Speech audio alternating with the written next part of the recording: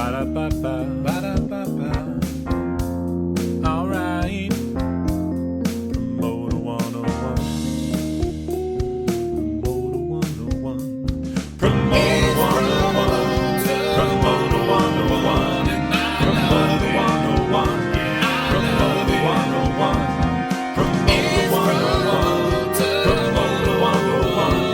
Promoter 101. Promoter 101.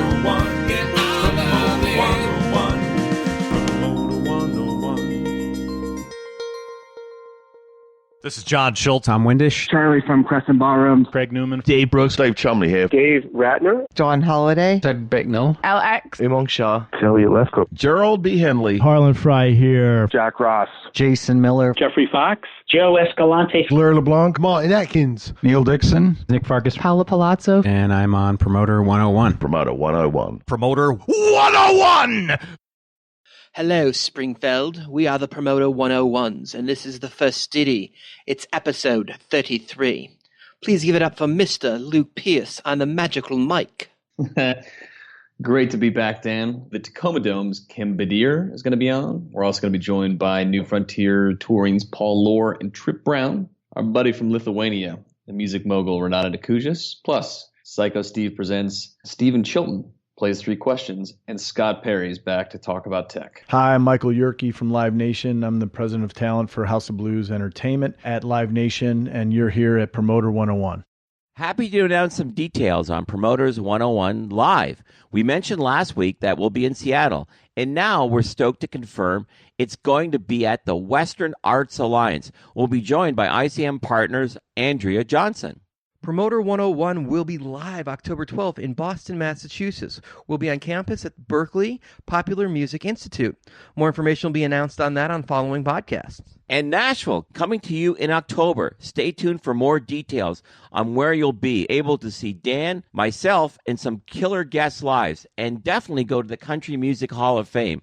Wonderful thing that the city's done. If you want us to come to your town, feel free to tell your university bookers and your conference organizers to book Promoter 101 Podcast in your town for a live taping. Or just email us at steiny@promoter101.net.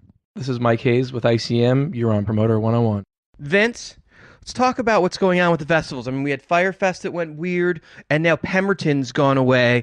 Geiger came out publicly this week calling for, it really kind of seemed like the heads of the guys behind it. What's your take on this? Well, it's terrible because number one is, you want fans to buy tickets in advance so you know that you're in a good financial situation.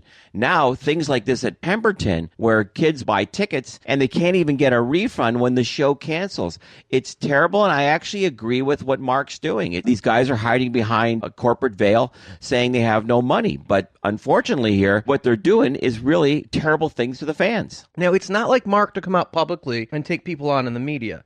This is a new face for Mark. He has always been very, very charming and out front. And if Mark has a problem with you, he'll tap you on the shoulder and have the conversation. He's not really the guy to call somebody out loud. So the fact that he's doing this really, really underlines how big of a problem this is. The problem is there's probably too many festivals, and that happened in Europe a few years ago. And what you have to realize is if you're doing a festival and you want people to go to it, and there is a massive amount of risk, and I remember poor Paul and the Golden Voice guys, what happened to them in their first year.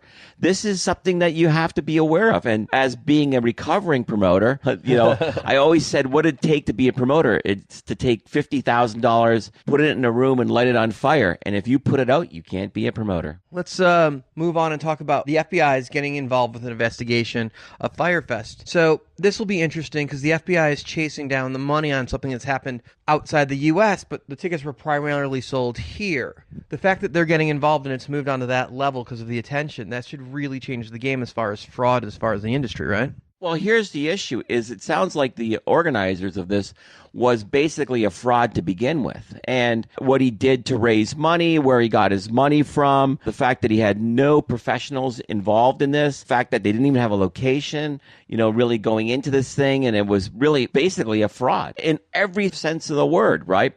So I think that they're going after his company, the parent company of the Fire Festival. That's what I've read so far. But again, they had these celebrity influencers from Instagram and YouTube and, Ja Rule involved. And this, again, is where a lot of people think that these people are legitimate. And this is just going to show how shallow they really are. Well, this is the first thing that Ja Rule's done in years that has brought him back to the press. Could this make his career relevant again? Could he tour off of just the amount of media he's gotten? Well, I think that he's going to get a lot of attention on this and probably could do something in those celebrity type situations like in Vegas, like I've got this and this. But Party hosting or something? Yeah. But unfortunately, it's going to be interesting on saying like, do you want the FBI looking at your business? I think the answer there is no. Let's move on to a terrible tragedy this week. 23 people have been confirmed dead during a suicide bomber's attack outside an Ariana Grande concert on Monday night in Manchester.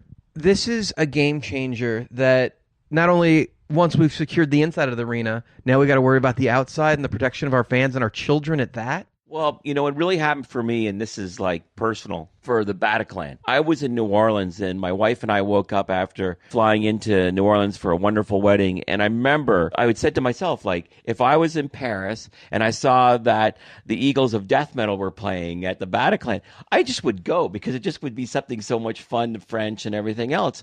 And I realized, like, what happened there was terrible. Awful. Manchester is a real city in my soul because I worked with Oasis, Morrissey, the Smiths, New Order, The Fall, on and on and on with Verve. I mean, you named it, I worked with them in the past, and I love Manchester. And Manchester's been through a lot of terrible situations. Unfortunately, the Irish blew it up in the 90s. They redid the whole city, the city center. It's beautiful. I know that building. The arena's amazing. And, it's as you have children, as I have kids, right?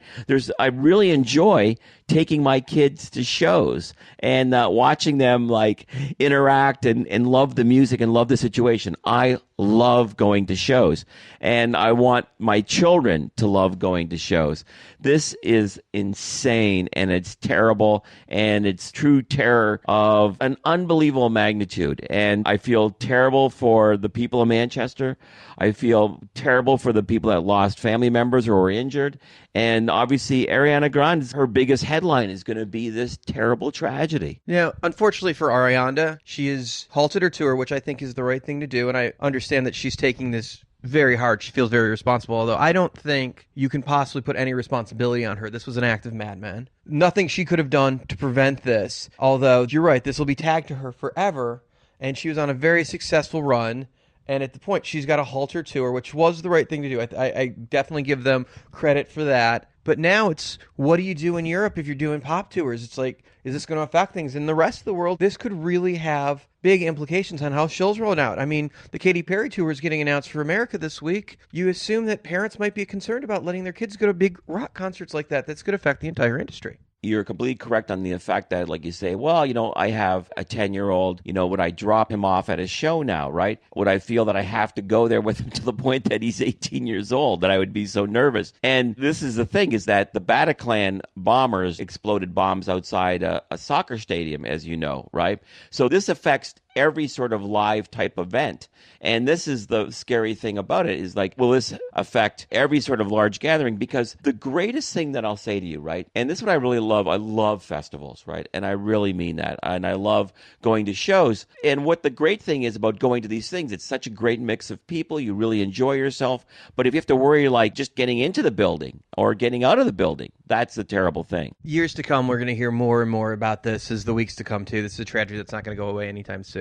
But that's it for this week's News of the Week. Hello, this is Larry Butler, and I'm on Promoter 101. This week, we're celebrating the birthdays of, on Monday, Eddie Clemens and Kyle Circle. Tuesday, Jake the Snake Roberts, Jordan Burgum, Donnie Marvin, and Rashawn Bloomberg. On Wednesday, Gary Arnold, Richard Corby, Jeff Risden, and the good old Don Sullivan. This Thursday, Jack Lucas. On Saturday, Chase Wessel and Ed Beeson. Happy birthday from the gang at Promoter 101 to all our friends. Yay. Hi, I'm Mitch Rose, co-head of the music department at CAA, and I'm on Promoter 101. It's been brought to my attention that some things that have been said on the podcast may have offended some of our listeners. I want to take a moment and say that we truly are sorry if we've offended anyone for anything we may have said in the past, present, or future. The podcast really is a labor of love for Luke and I, and the hope is that we're here to educate and entertain at the same time. We know we cannot be everything to everyone, but first and foremost, we would never want to upset anyone. With that said, please keep in mind that most of the things are said from a point of being playful, spirited, and heart, and we really are thankful to all of our listeners for listening to the podcast, and it means the world to us that you support us and still listen. Thank you so much. Hi, it's Peter Katzis. You're listening to Promoter 101. It wouldn't be Promoter 101 without the tweets of the week. Let's see what Dan said this week. When an artist's bio was last updated in 1972. I just remember those band shots that had a drummer from the early 90s. You know, the drummer would have been dead for like 3 tours. You remember that, Vince? When someone keeps a bit going long past the point of you caring, kind of like I do with Promoter 101. Yeah, I'm going to kind of road this one for all it's worth. But, you know, if it's working, we'll keep rolling it out. That does it for Promoter 101 tweets. You can follow Dan at The Jew on Twitter. This is Troy Blakely with APA. I'm on Promoter 101, and I don't know why. I'm not a promoter. It's time once again for 3 questions, where listeners come on the show and get to ask Steiny and Luke any 3 questions they like. Industry, personal, whatever they want. Most importantly, we have not seen the questions in advance. This week joining us on Promoter 101 is ICM Partners Rick Farrell. Our special guest this week on 3 Questions is ICM Partners Rick Farrell. Welcome, Rick. Welcome to me. Thank you. Great to have you on the podcast, man. Thanks for tuning in and all the great feedback we see from you. It's great that we can get you on here. No problem. It's a lot of fun. I enjoy it. Cool. So what are your questions for us? What advice would you give someone trying to get into the business?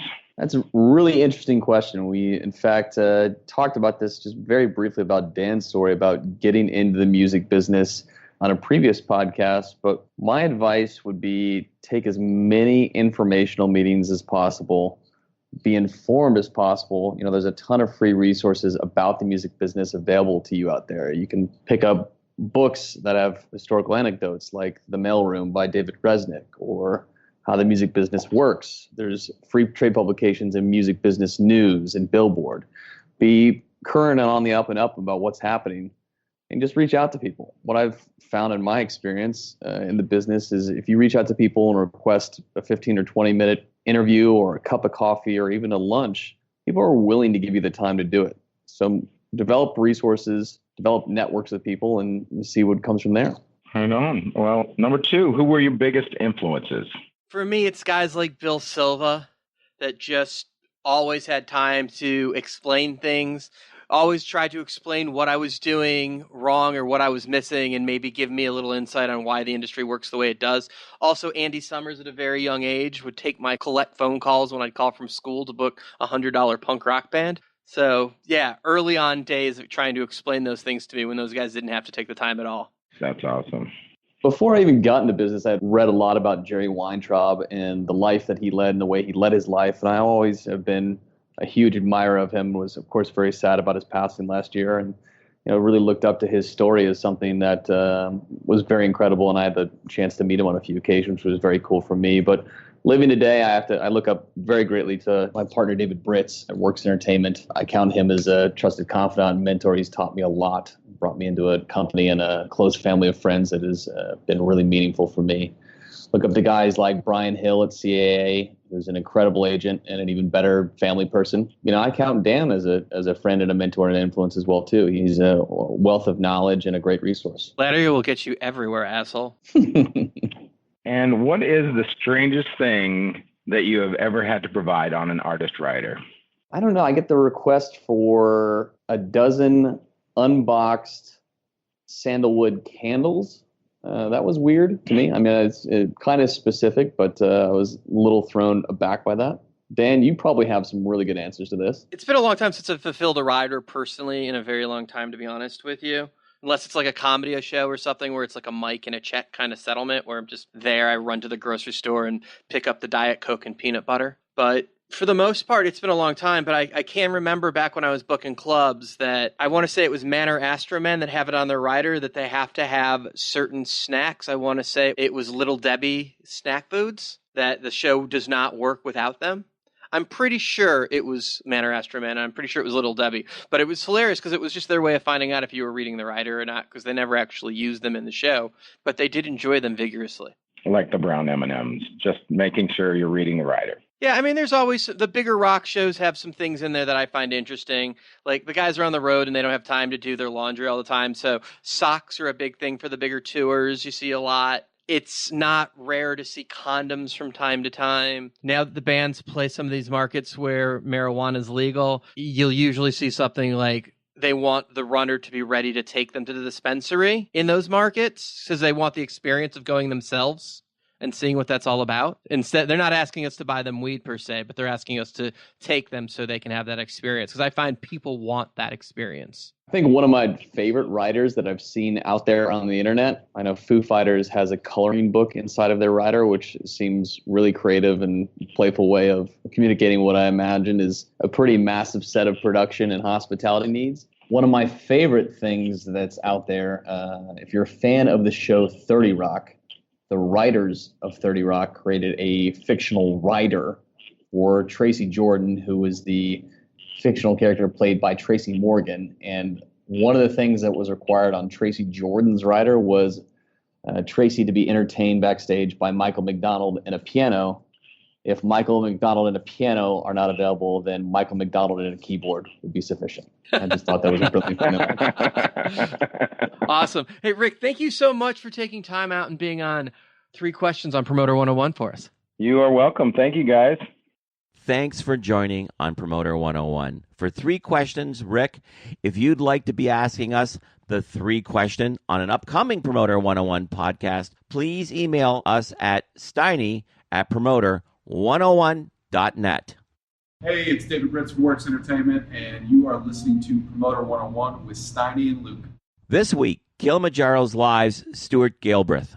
We're at ILMC, and we're joined with the CEO of Kilimanjaro, Stuart. Thank you for joining us. Hi, thanks very much for having me. This is a lot of friends for Aspen Live will appreciate this. This came together because Toby Manis made a phone call for me and got our hands on Stuart. So let's talk about, you guys are a major independent in the UK, and your background was before that you were with Live Nation Clear Channel, right? As part of the Silliman roll-up, so we sold our company in 1999, and so I became part of SFX, which then became Clear Channel, which then span out to be Live Nation. And I was the MD at the UK office through until the end of 2007. Okay, and 8 years ago, you went off on your own to start Kilimanjaro, right? Well, we started Kilimanjaro as a joint venture with AEG. So we started on January the 1st, 2008. And then in 2012, we did a management buyout. So we bought ourselves out of the partnership with AEG. Okay, so Toby told me a little bit about this. They helped you guys raise capital to go and become a competitor in the UK. Yeah, I think Kilimanjaro came about for 2 different reasons. One was why I wanted it to happen, and the other was why Phil Anschutz and Tim Lewicki wanted it to happen. And basically, the O2 was brand new. The Millennium Arena wasn't called the O2 then. And they were struggling with content. And so we basically came on board in that first 4 years to help fill an empty arena. In the course of those 4 years, we did close on 40 shows, a lot of which were filling empty weekends, shows at short notice, horse shows, opera shows, whatever we could really conjure up. So from AEG's perspective, they got what they needed from Kilimanjaro, which is we helped fill the building when it still needed content. The agenda from my side was to use AEG's capital and clout to enable us to create the base for a new company. And we got what we wanted as well. So it was a great process. We helped Phil fill his $750 million arena, and Phil's money helped create Kilimanjaro. Okay, and how long were you partners? We left in 2012. Okay, and you bought your freedom. Well, I wouldn't say that. I mean, it was the right time for us to move on. It made sense for AEG for us to leave. There's no point promoting in a building that's yours and giving half those promoter profits to somebody else when you've got your own promoting company. And so it made sense for us to leave for us, and it made sense for them to let us go. Okay, so not a lot of people leave Live Nation and then go back independent and become a real competitor. And you guys have got a real foothold in the market. You're a real player here. I guess we have 3 or 4 different strands of business that we focus on. The first is new bands, and from having a standing start in 2008, we're lucky enough to promote bands or artists such as Ed Sheeran, 1975, Catfish and the Bottlemen, Bastille, Rag and Bone Man, Coasts, etc. And the common denominator with all of those is we've done them right from the very start. We've done shows with them all in pubs and clubs and then brought them through. And obviously the biggest example example of that success is Ed. So that's the first strand, which is developing new talent. Second strand is stuff that we've worked with for many years. So we've always worked with Simply Red, going all the way back to 1985. We still work with Andrea Bocelli. We still work with the Chili Peppers. So there's a whole raft of business there. We have outdoor activities. So in London, we have 2 summer series, one at Cue the Music, which is at Royal Botanical Gardens, one at Chelsea Royal Hospital. We book 2 festivals, one in the Northeast, one in Scotland. So that's the outdoor link or strand. Then we're trying to diversify as much as we can. So we're very much into comedy now, albeit it's a difficult market to break into. But we do Jerry Seinfeld, we do Louis C.K. Seinfeld doesn't self-promote over here, huh? No, he doesn't. He's only played here once in the last 10 years, and we did the O2 show with him. So. Does he have an agent here, or do you just work with Kevin Doctorman directly on those? No, we deal with Rob Prince. Oh, okay. That's right. Yeah, he does have an agent. That's right. Yeah. So comedy's an important strand. We do a lot of Edinburgh. We've got our first run in the West End with a comedian called Tapeface. And very indeed, big in the States right now. And I'm glad to hear that he is, because we're also co-producing his Las Vegas run, which started 2 weeks ago and runs through to the end of May. Co-producing Las Vegas. You're playing in our field too. Yeah, in partnership with an American. Don't worry. I have no fear and welcome the fact that you guys are coming over. I am not confrontational. That's not how I meant it. We work in partnership with a great Las Vegas-based producer called Greg Young, who for years and years has done Donnie and Marie at the Flamingo. And we co-promote Donnie with him over here and Donnie and Marie over here.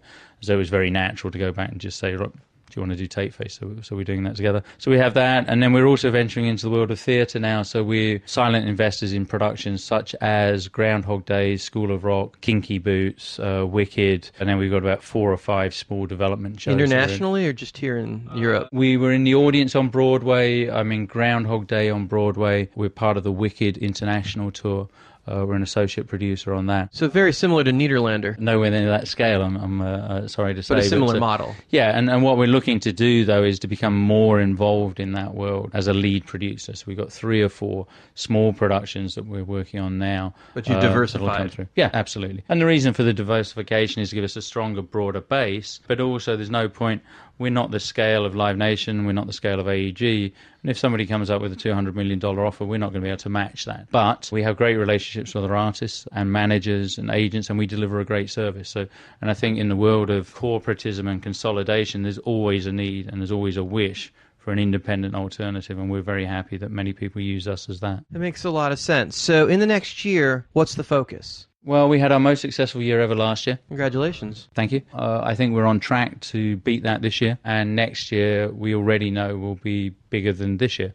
So in terms of our growth, we're very comfortable with that. Do you feel that this is the strongest time entertainment has ever seen as live business? Yes, I think it probably is. That's not just looking at the statistics, but anecdotally, we're selling more tickets at higher ticket prices than we've ever done before, both as a company and as an industry, obviously. Last year, Kili in the UK sold over 1 million tickets, the first time we'd broken the 1 million ticket barrier, which for us is significant by comparison to other companies. It's not, but it was a real benchmark for us. And of course, the one area that we haven't touched on is YouTube stars, which obviously we're here at a conference in London at ILMC, and there's just been a panel about YouTube, which you very wonderfully chaired.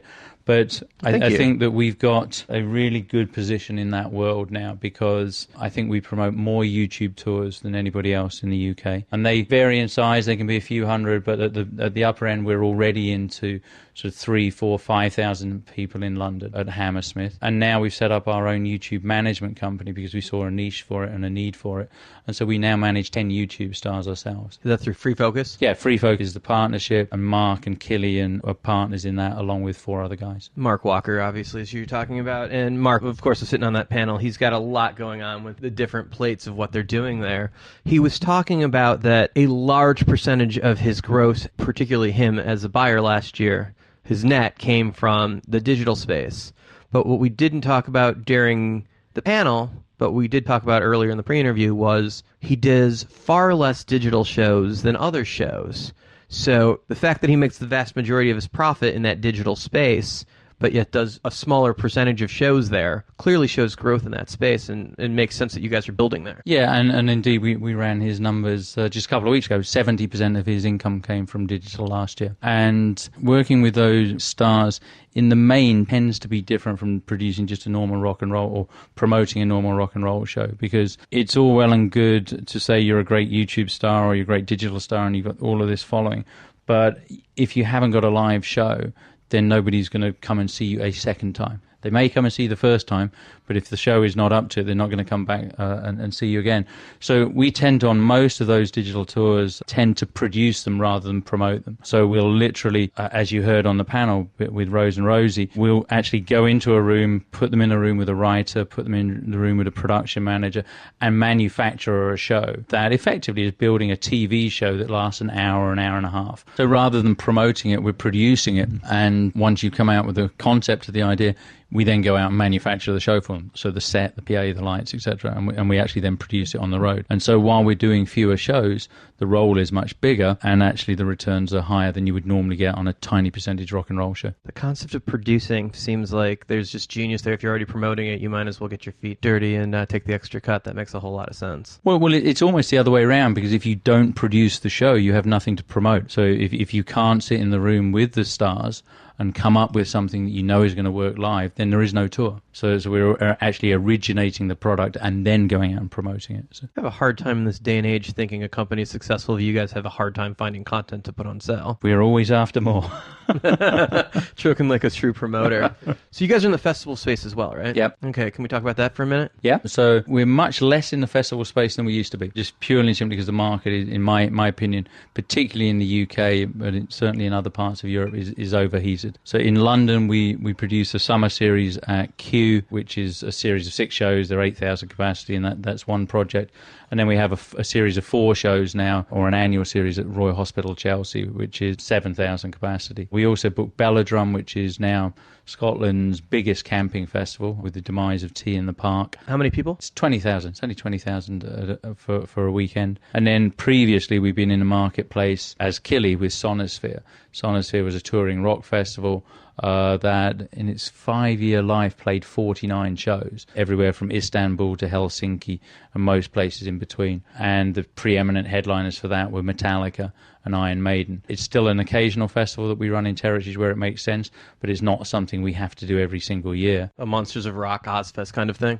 Yeah, and it effectively grew out of Monsters of Rock, because my former company, which was from 1981 through to 1999 when we sold it, was called MCP, and we ran Monsters of Rock at Donington. Then we did Ozfest there a couple of times. Then we started Download in 2002, and by this time I'm at Live Nation. And then when I left Live Nation, we started what I would view as our equivalent to Download, which was Sonosphere, except that instead of starting it just in the UK, we started it in, I think it was 8 European territories all in one go. And that first year, Metallica and Iron Maiden headlined all of them. 8 festivals in the first year. Yeah, but all in partnership with great local partners. So great partners as far afield from Finland and Sweden down to Istanbul, Spain, Italy, France, Germany, Holland. Seems like a monumental undertaking. Just like another day at the office. No, it was a monumental undertaking. Downplaying that a little bit, okay. It was a year at the office. So, and we've had some great success with it. And in some territories it's still there, although we're not running anywhere this year. Last year we ran in Switzerland and Italy, both very successful. And in the UK we haven't run since 2014, but if the market conditions are right and we can put the right bill together, it could well come back. It's always nice to have that up your sleeve. So how many shows are you guys producing a year roughly? Last year I think our show count was just over 750. And that's throughout all of Europe? No, it's nearly all in the UK. So Sonosphere was a European-wide project, and other than a couple of other bits and pieces that we do in Europe, and then the odd bits and pieces, as I said, we've got Tape Face at the moment in Vegas. All of our business is UK-based. The YouTube stuff is expanding further, though, right?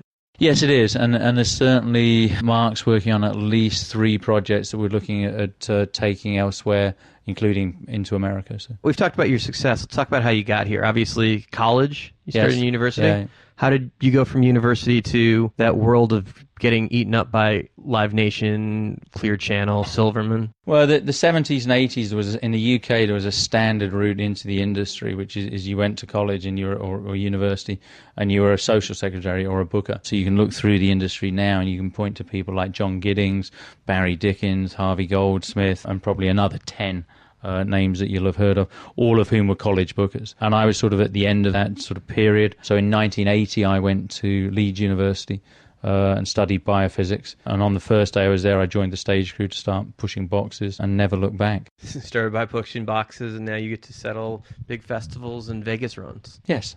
Yeah. That's an interesting process. How long did that take from going to the point of leaving school and starting in the industry to getting that buyout from Silverman? Well, I left in 1984. I joined MCP on September the 21st, 1984. We sold to Silverman on September the 21st, 1999.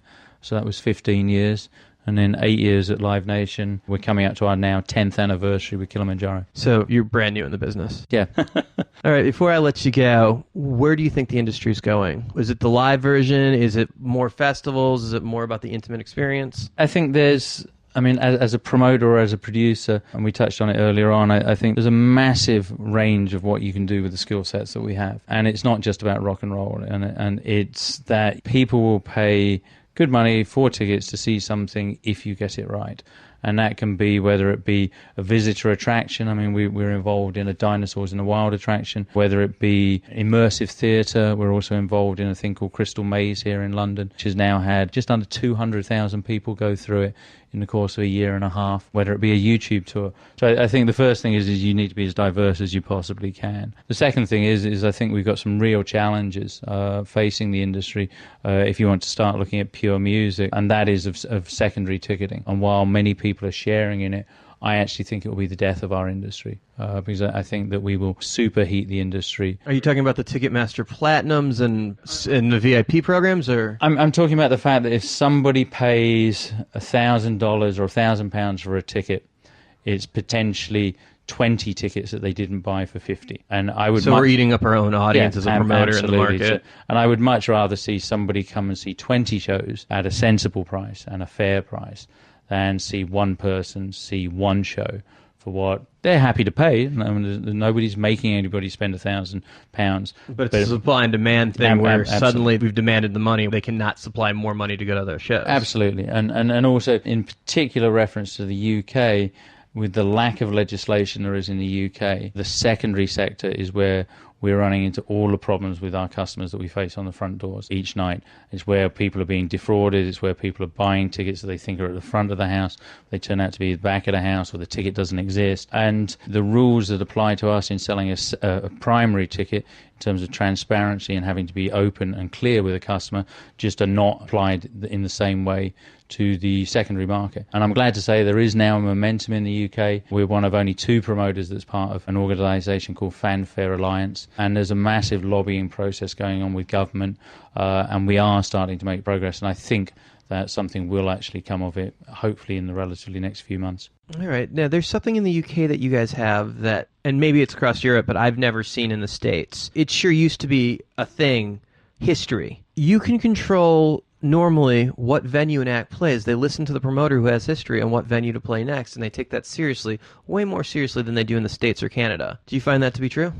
I think as a generic statement that probably is true, but obviously there are examples that discount the theory that you could come up with very easily. But I think there is more competition here in the UK. The UK CPA Promoters Association, for instance, has 51 members. There are at least 17 of those members that promote regularly in arenas. There are no closed arenas. There's no building promoters here. And there are multiple ways of selling your tickets. There are no exclusive building deals with Ticketmaster, for instance. Isn't that a better thing for you, that you get all that advertising value by having all those different ticket companies, having all those different lists and opportunities to move those tickets that we don't have in the States? Absolutely, and that's exactly the model that Kilimanjaro works on, which is labor intensive because there is no... Yeah, the accounting and settlement's got to be harder for you than it is for us having one Ticketmaster audit. Yeah, and it's sometimes difficult to explain to an American tour accountant that there is no Ticketmaster audit. Well, there is, but it will only show you 10% of the house, and the rest is manual.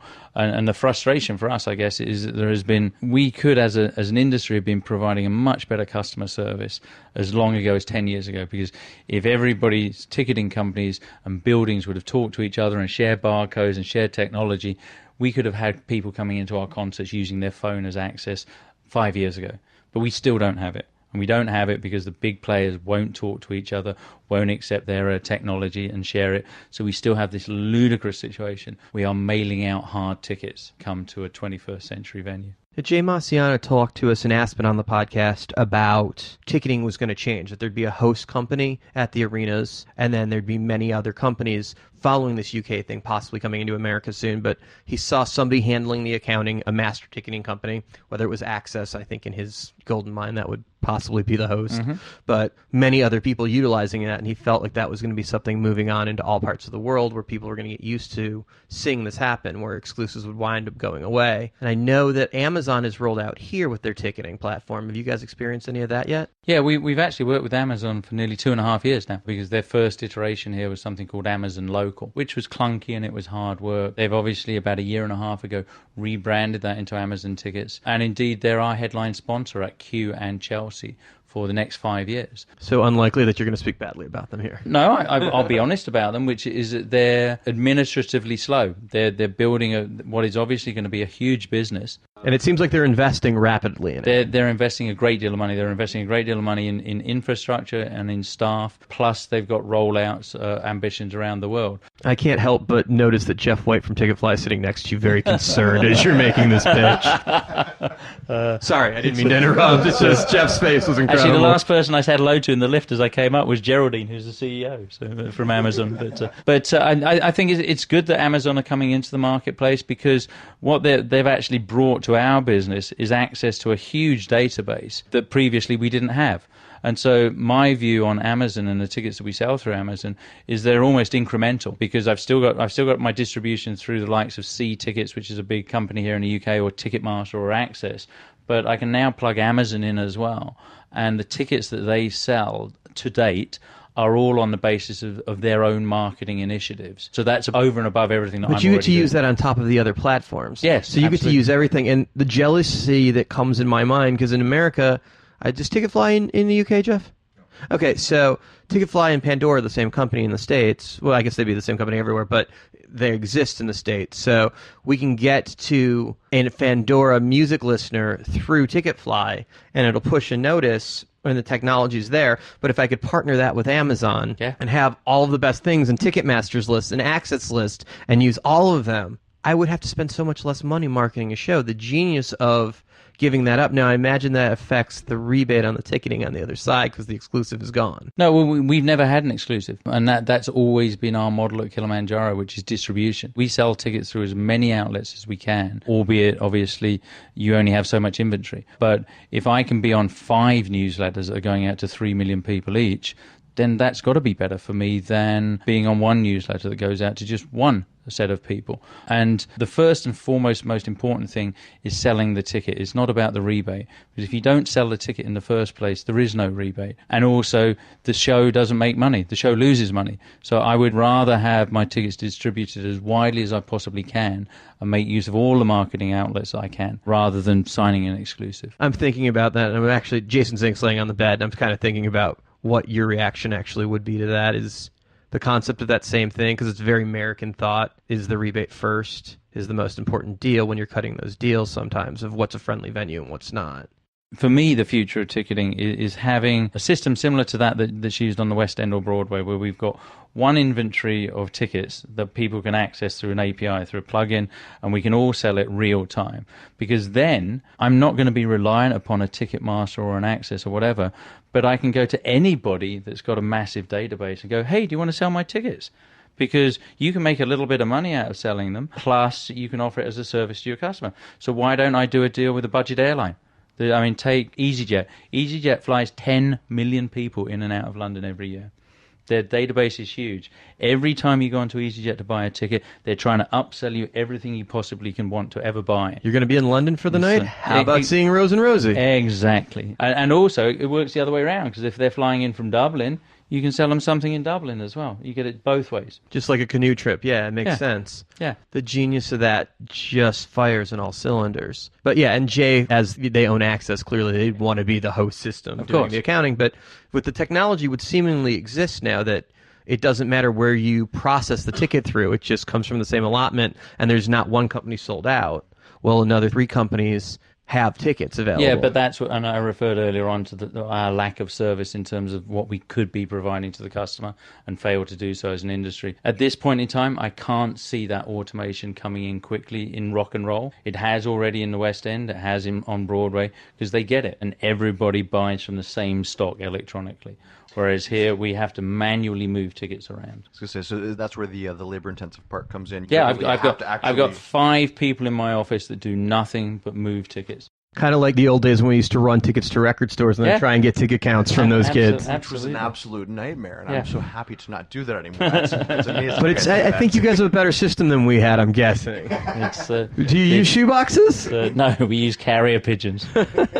It seems like a different day, but I imagine the technology is helping with that quite a bit. Yeah, no, it does seem like a massive clusterfuck, though. It is, but it's getting better every year, and there's a couple of things that we're working on at the moment that I think will automate a great deal of it and enable us to literally go out and find people with database. So whether it be Amazon, or Amazon's a different example because they're setting up their own company, but an airline, a bank, or whoever, the stuff that we sell is exciting. It's sexy, it's headline grabbing, and if you're an EasyJet customer and you're flying into London and Ed Sheeran is on, then they are going to love to be able to offer you an Ed Sheeran ticket. Yeah, that's certainly one of the biggest tours in the world right now. Quick question on that. So from a sponsor standpoint, in addition to them making maybe something on selling each ticket, is it possible for them to look at it just as a not make anything, it's just an added value or service to their customers? I don't know. I think if you took an example like an EasyJet, I think they look at monetizing everything, whether it be the cup of coffee on the plane or the insurance for your trip or whether it's your car hire or your hotel. The frontier of Europe. Yeah, exactly. Thinking more along the lines of, like for the States, I don't know if you do it here, but like American Express or Citi will have exclusives and that kind of stuff, and they're willing to pay for their customers to have access. It seems like those are some of the likely customers. and there's a great example over here with O2. O2 are preeminent now in the music field, not just through their sponsorship of the O2 Arena here in London. There's several arenas, right, that they all sponsor? Yeah, they've got a whole series of network of venues, but their prime thing is O2 Priority, and there are 9 million people in O2 Priority. So when you go on with an O2 Priority pre-sale, you can literally sell tens of thousands of tickets before you're even thinking of going on sale. And I like that. Let's do that. Well, the biggest example of O2 Priority that they've had to date, and we've had in our career, Ed at Wembley Stadium in 2014, we sold 110,000 tickets to O2 Priority customers on the pre-sale. That's absurd. Let me take my mouth off the floor. So what I've learned is you're a much bigger promoter than we are. We knew that coming in. That's impressive. And I had no idea there were so many promoters promoting at the arena level in this country. That's amazing. Yeah, absolutely. And obviously a much smaller space than the States. Does that create more competition where everybody's fighting, or are people respecting each other's history? No, I think histories are respected in the main, and we all know each other. In fact, we'll all see each other tomorrow. There's an annual meeting where we all sit in the room together. Well, that happens in the States too, but those guys don't like each other. I wouldn't say that there's animosity between promoters. There's certainly healthy competition. But it's like the head of the mafia families coming together, right? Yeah, but we've all been through similar and common experiences. And a pride among thieves? No, I would actually class the majority of the promoters in the UK as my friends rather than... the majority. Yes. So they're one or two. Who should remain nameless, but they know who they are. No reason to give them any free promotion. Excellent. Hey, I appreciate you so much giving us time. Thank you so much for coming out. Lovely to meet you. Definitely. Promoter 101 coming to you from London, England, Island City. Stuart is a serious player and a total badass. What an inspiring interview. My name's Steve Rennie, and this is Promoter 101. This week, we caught up with Cyber PR's Ariel Hyatt. Promoter 101, we are in beautiful Toronto, Canada, Canadian Music Week, and I'm joined in the suite by dear old friend, Ariel Hyatt. Thank you for being here. I can't even believe I'm looking at you. This is a trip. We both started back in our Colorado days. I miss it every day. Do you? I miss it every day. 300 days of sunshine. As gloomy as fucking Toronto right now. It's true. So, big changes in your world since your Colorado days. Your day-to-day, besides being an author now, is you're in the publicity side of things. Still, after 22 years, which is hard to believe. Yeah, it's digital PR, of course, and now PR collapsed with social media marketing. So that's what I spend when I'm not writing a blog or a book or talking. So you're here to tell us that print advertising is coming back. Oh, yeah. It's hot right now. Buy your weeklies, full pages. Get those strip ads in, everyone. Okay, so your day-to-day, how does that work? What goes on in the world of your publicity head? So we do 3 things at Cyber PR because I realized that there's a scourge in the industry. And the scourge is someone, and I want to kill this person or these people, tell artists you have to do 2 things when you have a record coming out. 1 is call a publicist, and 2 is call a radio promoter. But 90% of the artists that call us don't have a plan. There's no plan. Why do you want that PR? What are you going to do with it? What are you going to do? What's the story? What's the story? I mean, that's like 101. But then what is the next 12, 18, 24 months of your life look like? And what are your goals? And how are you going to get there? And that used to be the job of the label, the manager, and those positions are minimalized and almost non-existent now. So artist development, being on the respirator that it's on, artists are supposed to figure out how to get 50,000 fans on social media and how to book their own tours and how to do all these things, but they have no idea how to do it.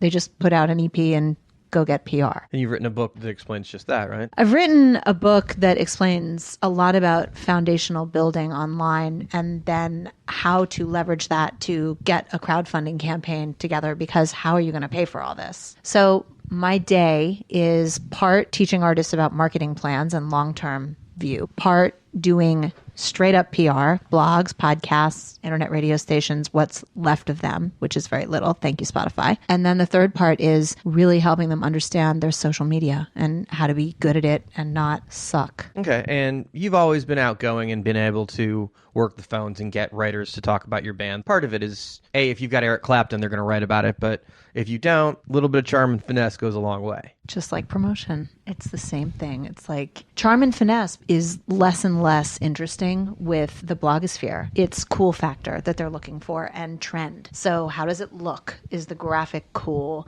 How many plays are on SoundCloud or Spotify? How many friends do you have on social media? Because now if you don't come to the table with those things, you're not going to get the PR. Okay, and can you give us an example of what the number is that you really need to have if you want to be taken seriously in those worlds of followers and SoundCloud? And I would say there's no magic number, but 10,000 is a really good jump off point. You're talking about plays in general on Spotify? I would say followers. Okay. You know, a lot of... So on Twitter or Facebook? Have 5,000 on each platform at least. If you've got a new EP coming out and you think, I'm going to wait till that album is out to start building my social media, you're doing it backwards. Okay, and I think there's a lot of give and take on how bands tend to do social media wrong. I'm sure there's hundreds of things that you could go to, but is there a top like 2 or 3 go-tos that like drive you nuts? Yeah, number 1, don't only get on social media when you have a show or have an album or want to promote something. Number 2, understand that if it is free, you are the commodity, so you have to pay if you want to play, especially on Facebook.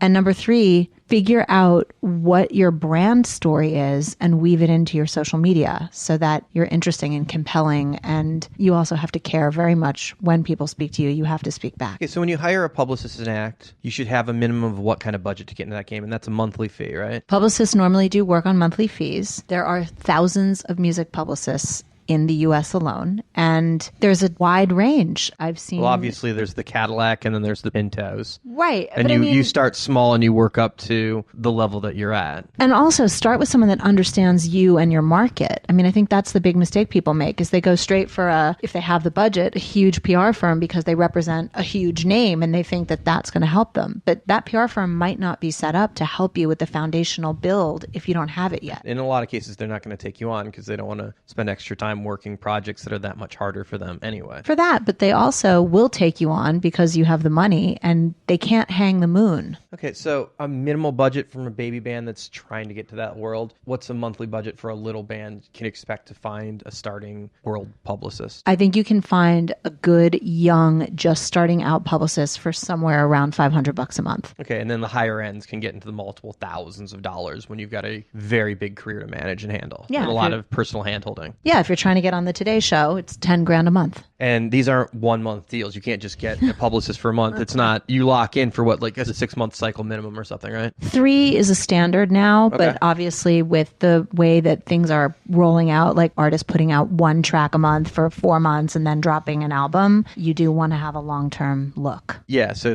if you're really doing this, you got to be prepared for at least a minimum of 3 months as an investment. Definitely. And probably plan on a tad bit longer to do it right. That's right. Okay. These are really great examples of what bands do wrong, but you're saying on Facebook, don't just talk about your gigs. What should they be talking about? What does your audience like? So if your audience is really into healthy lifestyle and yoga because you're making cool world music and you're playing Wanderlust, well, talk about that. If your audience is really into cool rock and roll, edgy metal, well, then talk about that. If your audience is really into inspirational quotes because you're a singer-songwriter and you've got something that's inspiring people in your music, do that. So you really have to figure out what your audience wants and feed them. Okay, can we make the podcast the example so I don't pick on any bands for a second? Sure. We're 6 months old. We have 2,500 followers. We're a niche industry thing. What do we do to get more followers on our Facebook page? First of all, identify who might want to listen to your podcast and what would they follow on Facebook. Okay. So are they following another podcast? Are they reading a blog? Are they subscribed to a specific magazine? And on Facebook, you can basically find the fans of those things and go right after them. Okay, and then as far as SoundCloud listens, we're about 20,000. How do we motivate that? Because this would be the same thing for bands looking at tracks. I just don't want to pick on any hacks. But of course, I'm taking advantage of this free advice. Totally. I mean, the first thing is, how often are you posting your SoundCloud links across your social channels? How often are you sending a newsletter that's actually sharing what's going on? People forget that. They think like, oh, I'll just put it up on Stitcher and up on the iTunes store and everybody will come and find it. Well, no, they won't. You got to promote. We've learned that 200 people is the mean that listen to any podcast that's up. That's an interesting number, 200 people per episode. Mm-hmm.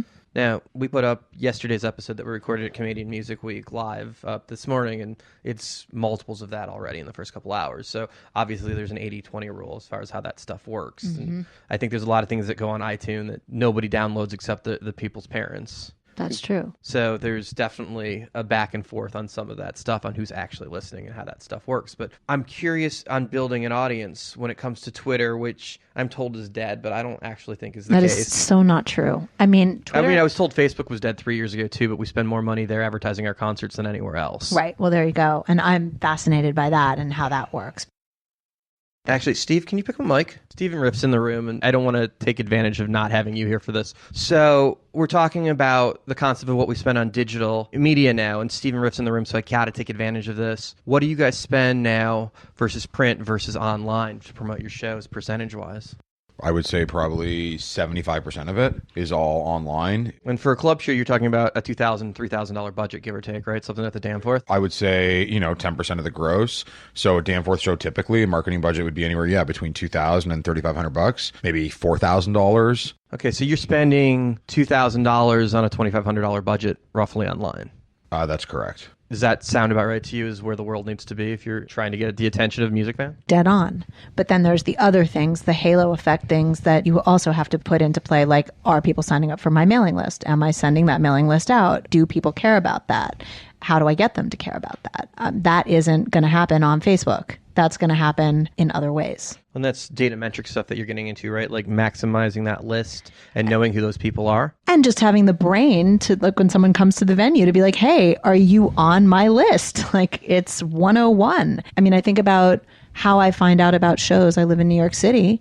Do NYC is really good at like targeting me and figuring out. Ticketmaster knows what I like. They've seen all the things I've purchased in the past, and they send me alerts when my bands are coming, and I buy tickets. Magic? No. Data? Yes. So if you have a clipboard out at an Americana show and you get 300 people to sign up, make an Americana list. If you are in Des Moines and you have 50 people sign up to your email list, separate them out, and the next time you come back through town, only promote to them. So you have to figure that out. You can't just blanket your email list if you're going to tour in Canada, if you're going to be in the States. That doesn't make any sense. Unless you're a destination act like Fish or something, it's really not jumping to that next level where people care that you're playing in Hawaii. Exactly. And we have different promoter lists internally that we use for specific, like for genre lists that we use. So we have, just because you mentioned the band Fish, but we have a jam band list, and we've got probably 3,000 to 4,000 people. It's in between 3,000 and 4,000 people on that list. And if we're doing something that's related to a jam band, even if it's like a funk band, but we know that it's going to talk to that audience, we're just going to blast that list. Hitting that lifestyle. Yeah. Okay, now you mentioned New York, and I think that's a next level market. And the Bowery guys were always super clear on this, that your budget on advertising is good, but you need the list more than anything else. MSG's got an amazing list. The Bowery guys have an amazing list. Live Nation has an amazing list. AEG has an amazing list. And those lists make it so they can afford to promote in those markets, because you can't buy marketing in New York to get to the eyeballs. It's too expensive on a club show. Right, but my friend Howie Schnee owns CEG, and he has a list, and he knows that the people that come to his shows like funk, jazz, New Orleans, Fish, jam band oriented things, and he's got a fabulous weekly newsletter, and I'm always checking out what's coming through, and I find out about half of my favorite artists from New Orleans just through his list. A good Jewish boy in New York promoting concerts, who would have figured? I know. I love how he's a dear friend. He's amazing. And his list is amazing, and his targeting is smart. Yeah, he's got a good thing going on. I think he's going to have his moment. It hasn't really happened yet on the next level, but you just know it's coming. It's coming. Like, good things to come. Nobody dislikes Howie. That's true. We definitely take pride, like, on our lists, and I say plural because we have multiple lists. So, we have a list for each venue that we own, and then we've got our main Embrace list, and then we have so many subgenre lists within that Embrace list. Okay, so the venue obviously has a Twitter account. Yeah. Okay, so how many followers roughly? Let's Danforth. Truthfully, I don't know because I don't use Twitter, and I pay very little attention. I'm not going to lie. As a promoter, I pay very little attention to Twitter. But you have a marketing team that oversees that. Yeah, stuff, right? It's not like you ignore it. There are people that do that. And I ask those questions, and I also will say that Twitter is really powerful. Like, our Twitter is probably the most powerful for things like, when you're releasing tickets a day of a show, and you put something on Twitter and or a contest, and you ask people to retweet something to win tickets. And that's where you really see the power of Twitter. Especially in a city like New York where there's so many people. I know Brooklyn Bowl lives and dies by adding shows on Twitter. They don't have to flyer. They can just say, we've just added a third show at midnight. That's true. And so this whole argument of, is Twitter dead? Is Twitter not dead? Well, I have two words. Donald Trump. Twitter is not dead. Twitter is getting more action now than it has in a long time because people are using the platform, A, to see what our moron president is doing, but also B, because that's where news is happening and breaking. So it makes perfect sense if you tie in ticketing, things going on sale, etc. Are you saying he wouldn't have been president without Twitter? I'm saying that Twitter is in the news every single day, either every network, every TV show. I mean, you go to the weather on Channel 4 and they're like, check me out on Twitter. And it's the weatherman. Like, that is where news is happening. So if you're trying to get news and media to pay attention to you and you're an artist and you're not on Twitter because it's passé and it's not cool and it's not Snapchat and your fans aren't reacting to it, you're not thinking the way you should be. I suddenly want to apologize to you for something I don't know what I've done wrong. No, I mean, it gets exhausting when people make these blanket statements about, well, that's not hot. Well, it's not hot. Twitter's not the sexiest app this week, but it's effective if I'm trying to find a music blogger and they haven't answered my email and I need to find out if they're going to review my client's stuff. They answer me when I tweet them. You tweet them publicly? Try not to. We try to do direct messaging and But ask. you have to be friends to be messaged, right? Right. But if I said, like, hey, Steve, would you mind following me? He's probably going to say yes, and then you can just make a query. It's an interesting space, and I'm really curious where moving forward, and I think you probably get this the most, right? How do you get somebody to write about my band? Which is an amazingly hard thing if you're a new band. Yeah. Well, part of it is knowing who you want, because somebody is a hell of a genre. It's nothing. So it's amazing to me how many clients come to us and we say, well, are there any music blogs that you want to be on? And they're like, oh, I don't read music blogs. It's like, oh, okay, well, Start reading Pitchfork because you're a musician. You should at least read the biggest one. well, that's the biggest one, and that's not the one you're going to get on for the first 7 years. But you so should at least know the goal. Right. Know the goal. Like, you know what venue you want to play in your hometown, right? If you don't know, That'd be the Danforth in Toronto. of course, Or the Velvet Underground. you should figure it out. You know what I mean? Like, so then you have a goal to work towards. Okay, and let's talk about the book a little bit. What does that dive into in particular? So Crowdstart is my newest book, and I wrote it as a gift to every musician, entrepreneur that I've ever met, because I'm not going to make money on teaching people how to raise money. But I'm so excited about this book. Part 1 is all about how to make yourself seen online and how to do each platform right. Part 2 is what is a crowdfunding campaign? What isn't it? And how do you understand that? Because a lot of people think, oh, I just put a page up on Kickstarter and I make $1 million. That is not the case. But the things that we see that are most publicized in the world of crowdfunding are the $1 million makers. So the average crowdfunding campaign makes $7,000. So understanding what's realistic. And how much of that do you think is mom and dad? Like $3,500? Well, if you've got a great mom and dad and lots of aunts and uncles and best friends, that is where a lot of your money is going to come from. And then part 3 of the book is a step-by-step guide on what do I do from day 1 to day 30 to ensure my success. So that's CrowdStart. Okay. And they can get that on Amazon, or you can find it at arielhyatt.com if you want to come and download a free chapter. Certainly do that. And we'll put that link up on the Facebook page for Promoter 101. Thank you. Best tips that you can possibly give bands out there or venue owners to really start the conversation online? Care about who you're talking to. Just blasting. I mean, it's a bit different for venues, I think, because the commodity for you is you have a great lineup that you're promoting and you have a varied lineup. When I was the publicist at the Fox Theater, still the best job I've ever had in my life. Fox Theater Boulder. 5 years, we didn't have social media, but we also had thousands of amazing opportunities to connect with people. So they're in a pole position. As an individual or as a band, you've got to diversify and you've got to care about those people. But if someone tweets at your venue and says, I just had the most amazing experience last night, I'm sure, even though you're not on Twitter, someone on your marketing team is writing back saying, thank you, we love that you were here, or glad you enjoyed it. Concurrently, if someone is saying, I waited outside in the rain, or they lost my tickets, or I got overcharged at the bar, or I left my credit card there, you have to respond to that as well, or else you have a United Airlines mess in your... As a PR person, you think that was a bad idea, what United did? Because there's a lot of free press. There's no bad publicity, right? Oh my God, what a mess. Maybe a little bit. Maybe there's bad publicity. Maybe a little bit, right? But I mean, listen to your audience, respond to them, because people just want to be heard. When you are an artist, what is the level that you need to be at before you really need to think about hiring someone to help what you're doing? What level do you have to be at where you should be thinking publicist? I think there's a lot of premature hiring. And I think, unfortunately, this industry is built on this weird idea that there's someone magical out there who's going to help me and do for me. First, understand what your goal is, and then figure out what it is you suck at and what it is you hate. Outsource that first. Okay, so before I let you go, closing thoughts on what you best recommend to acts to really start their careers? Yeah, I would say this. Do not be obsessed with numbers. There's a horrible thing going on where you have to have 1 million of something to be any good. And that's just not true. If you had 500 fans that actually knew you, loved you, respected you, cared about you, answered you when you emailed them, that's a really good foundation for a smart build. That makes sense. Taking advantage of a hardcore following because it'll build from there. Totally. Thank you so much. It's so nice to see you. I can't even, we're 20 again, but we're not. Promoter 101 in Canada. I came up with Ariel, and I'm so thrilled to see that she's doing so well. Do yourselves a favor and pick up her book right now. Hi, I'm Michael Yerke from Live Nation. I'm the president of talent for House of Blues Entertainment at Live Nation, and you're here at Promoter 101. Coming up next is tour manager extraordinaire, Chuck Randall.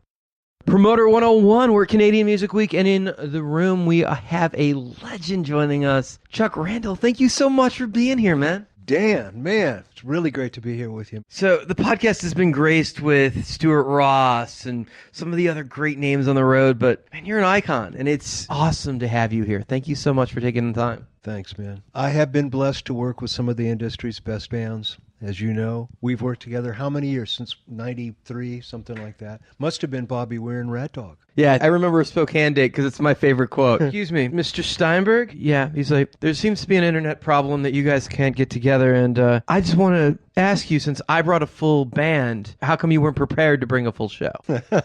Who was that anyway? That was you, sir. Oh, yeah, all right. And for the argument, I will tell you that I've never produced a show since then where I wasn't ready to answer that question.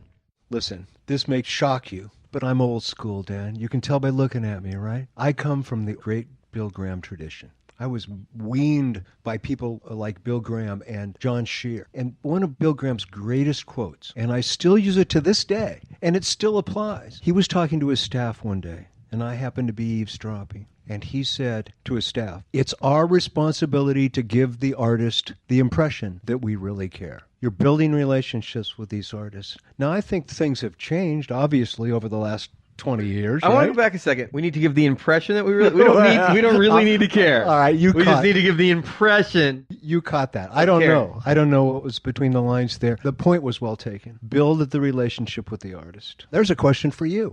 Is that as important as it used to be? It's funny, as time has gone on, I have taken a step back from my artist relationships. I have learned that having a relationship with the artists themselves only leads to insecurities with managers and agents. So, while I'm cordial to the artists, I spend less time with them. Right. If I'm producing a tour, or if I own the tour, I'm going to know the act. And there's going to be time that's spent. So those acts that I am doing the entire tour, management knows I'm going to be interacting with their artists. When I'm doing multiple shows and I'm not declared to be the responsible guy for everything yet, then there is a safety net that I want the agent to have where, hey, we're not trying to move in on your territory. We play by the rules. I still believe until the agent says it's okay that I'm not supposed to call the manager like it's 1987. I believe in the rules. I will buy the whole tour, but I want to buy it through the agent. I want to do it properly. I will produce as many shows as I possibly can, but I never want it to seem like I've gone around the guy that brought me in. And I think that's a big part of the game because that changes everything. And it's a big part of the problem with the industry now because agents are being cut out of the deals. Well, it's kind of humorous as a promoter to see an agent lose an act because, you know, promoters get fucked constantly to the tour promoter deal. And being on both the promoter side that's buying national tours and the indie promoter kid that's used to getting fucked losing those tours, I appreciate the moment and the humor in the agent losing the whole tour to the promoter. But at the same time, I realize how fucked up that is. Right. And anyone that brings me to the table, I'm a loyal guy. Andrea Johnson brought me into the Straight No Chaser business. She never has to worry about me getting too close with that act. I have a great relationship with the manager and the agent and the artist to the point where I vacation with them. But if Andrea decides not to come to Hawaii for the holiday shows, she doesn't have to worry that I'm trying to snake her act from her because she knows I would never go around her. Sure. Because that's the business. And the structure of the entire music industry has changed so much in the last 20 years. It's completely different, right? Let's talk about what you guys do. Now, not to demean the title by this, but a road manager, as Jim Runge has taught us earlier on the podcast, is the butler to the band on the road. He takes care of the every need. Oh, well, that's one definition, sure. What's yours? It's an all-encompassing thing. You're everything. I don't know if Mr. Runge is a tour accountant, but I'm also the tour accountant. I'm settling the shows. I'm keeping the books. I'm collecting the money. I'm paying the per diem. I'm paying the bus drivers. It's a large operation. Aside from the everyday housekeeping of logistics, travel, buses, trucks, moving that circus around to 5 cities a week. Listen, how many people are we moving around? 5 shows a week in 5 different cities in the United States. And that's just here in this domestically. I'm about to start a tour with the Cult next week. We start in Baltimore. We're going to spend a month here in the States, and then we're going to go to Europe, which is a whole different set of logistics now. Let's get back to you. So your career spans multiple genres, and in that concept of being all-encompassing as a road manager, I mean, your mom and dad on the road. And at the same time, it extends out of that. We were talking about your relationship with Dr. Drew last night in the bar. You appear on his TV show and his radio show from time to time, that you've been involved with that world a little bit. Can you expand on that? I've been involved with Map Music Cares for about 25 years. Map Music Cares, the industry organization that's part of the Grammy Nearest organization that offers resources to musicians, actors, entertainers, and to the road crews now that find themselves with a health problem, a health issue, any kind of an issue, and they don't have any funding and they don't have any resources. So Celebrity Rehab was a Dr. Drew show that was on VH1, and you had some appearances on the show, some cameos, if you will. It was. I was a disc jockey in a previous life. Your second biggest market in I LA. worked exactly right. In my previous incarnation, I was air personality at KMET and KROQ in Los Angeles during the great days of radio. That goes back when Rodney Bingenheimer and all those people were out on the rock. And we were playing new wave and making it up as we went along. Well, there was a new guy not long out of medical school that was doing a show with Poor Man called Loveline. And that was Dr. Drew. We worked at the same radio station together. That was the 80s. So you guys just wound up bonding over that relationship. We just have a lot of common. He is the go-to guy when it comes to chemical dependency issues, particularly in the entertainment industry. So... It's funny, I was backstage at the show the other night and somebody was talking about the exact same term, the go-to guy for chemical dependency issues, but I think they meant it in a much different way. Well, listen, it was taken completely different in the 80s, too, believe me. That's the guy that can get you the stuff. Yeah. No, that's the guy that can get you off the stuff. Being that everybody knows you're sober, do acts have a weird vibe when it's around? Do they hide it from you, or do they realize that you get it and it's not your job to babysit them on that? It's not your decision to make them sober. Everybody's pretty open about it. One of the great gifts that I've been given in this industry, and let's face it, I've been blessed in 1,000 different ways, but one of the great gifts, and I didn't know it at the time, was the ability to work with recovering artists. You know, when all of a sudden management companies found themselves with an artist that had just come out of rehab and was going back on the road again, one of the things that they weren't educated in was how to build a sober support system around the recovering artists. There weren't a lot of sober tour managers at that time.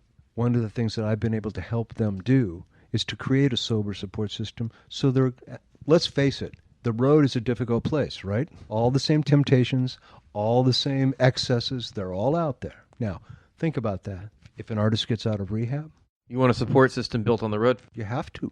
I mean, Social Distortion, famously one of those bands that has a very sober tour. Right down from the road manager down, those guys keep the face of that, and they're their own support system. And often they'll have support bands on the road that are also in recovery, which makes even an easier tour for everybody to have community. And Mike is just big on that from top down. Don't make this any tougher than it needs to be. You know the bands that are out there, and you've worked with some of them. You've worked with lots of them. You've booked lots of them and have sober and recovery members in them. It's simply a choice. I've also worked with, obviously, look who I've worked with. Bobby Weir and Rat Dog. I've worked with the Grateful Dead. It's just a simple life choice, isn't it? Some people don't drink. Some people don't smoke dope. Look, my drug of choice has been alcohol for a very long time. And while I appreciate that some people don't do it, it's something that I can handle in moderation. I also don't drink until I'm done working for the day because I can't settle a show fucked up. I can have a cocktail with the manager and go settle a show. I can drink at dinner and go settle a show, but I can't get hammered and then do numbers because it won't be right. And conversely, do you want your tour accounting, drinking, and doing drugs and representing your artist? No, I don't think that's a good face to put on your artist. No, I mean, it's time to have fun and let loose when the business is done for the day. Right. And we learn by fucking up. And I certainly did as a kid. I got a call from Andy Summers after settling a Sam I Am show, or failing to settle a Sam I Am show, because I knew I was doing a second night the next night with the same act. So me and the road manager rolled a spliff and decided to settle the next night. Then Andy called for finals the next day, and I had to explain why we didn't settle the show. We decided to get stoned instead of doing math. That did not go over well. Well, as a result of the experiences that I've had, I've been able to share some of that experience and some of that history and some of that strength to help other artists that are coming up younger than me, artists and people on the road, touring professionals that have struggled with those same things, and deal with helping management companies build sober support systems around their recovering artists. So that's one of the things that I still enjoy doing very much. So where's the industry going next in your mind? There was a point where park hands was how many can we get on a stage in the hair metal days of Poison and Motley Crue. And then we got the awesome lights that could do multiple colors in any second, and you only needed 7 lights to cover the whole stage. Now we have video, which was a step up because the concept was it used to be sound and light, then it became sound, light, and video. What's next? Well, you guys are rolling out to impress the fans, because that's the challenge, is getting there first. What's the production going to be looking like? I think it's going to get smarter, not more expensive, unless you're a headline band. Like those guys got to top each other. YouTube's got to get bigger every time. The Stones got to get bigger. Bon Jovi is never going to carry less production. No, of course. It's all about touring smarter. Not only do you want the big bang for your buck, but you want to have a buck at the end of this tour, because that's what the artist is going to put in his pocket. Thank you so much for taking time for us. I hope our paths cross again soon, Mr. Promoter 101 in Canada with the great Chuck Randall. Hanging out. Chuck is a great guy that is clearly in charge of any room he is in. Hey, this is Rob Zaffarelli. Addie Ann Tarleton. Paul Lord. Phil Rodriguez. Rick Greenstein. Donatas Nachayos. Joe Pellet. Rich Mills. Sasha Bombaji. Seth Hurwitz. Steve Martin. Whitney Bond. This is Trip Brown. Wayne Forte. Steve Zapp. Trevor Solomon. Live on Promoter 101. Promoter 101. Promoter 101. So we have to say once again, we have come to the end of our road. Have no fear. We will be back with the following guest: Troy Blakely, Bruce Solar, Larry Butler, Sam Kinkin, Steve Rennie, Cindy Linnott, Michael Yerke, John Finberg, Mike Hayes, Andy Gold and Rob McDermott, Mike the Goon McGinley, and so many more. If you have thoughts or feedbacks for us about the podcast, we'd love to hear from you. Send us an email with your ideas to steiny@promoter101.net. Keep up with us on Twitter at Luke Pierce and Dan at The Jew. And the show is at Promoters101 and Vince is Pointer 8708. Pointer 8708. That's Pointer 8708. Be sure to subscribe to the Promoter 101 podcast wherever you podcast. And please help us spread the word. Tell your friends, tell your mailman, tell your parents, tell your Pope. If you missed any of the past podcasts, you can always catch up at Promoter101.net. Well, that's old, folks. Hey, it's Sam Kinkin, and you're listening to Promoter 101.